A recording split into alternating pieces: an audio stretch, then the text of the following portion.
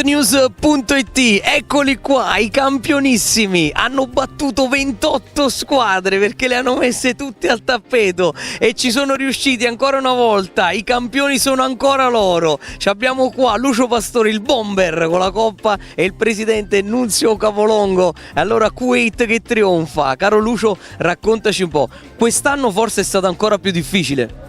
Sì, diciamo che nel beach come nel calcio è sempre difficile ripetersi, cioè tutte le squadre sanno che avversari vanno a incontrare, infatti abbiamo trovato tutte squadre preparate contro di noi ed è sempre veramente dura ogni anno giocare perché gli avversari diventano sempre più forti, le squadre si organizzano sempre di più, maggior ragione quest'anno che erano solo 28, quindi è stata più dura. In questa finale però dobbiamo dire poi c'è stata una tua perla davvero incredibile, hai fatto un gol straordinario. Cosa hai provato mentre facevi quel tiro?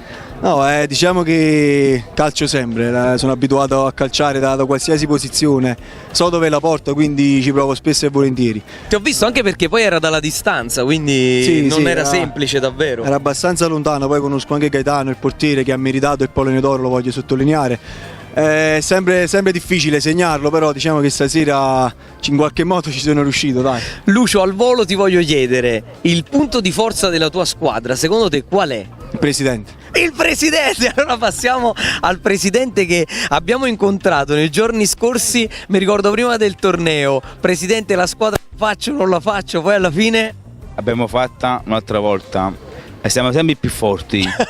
E complimenti, noi vi facciamo i complimenti e allora appuntamento al prossimo anno. Prossimo anno. Per battere la Kuwait di Nunzio Capolongo. Cinnamon. Grandissimo. Streetnews.it, Beach Soccer Cicciano Show.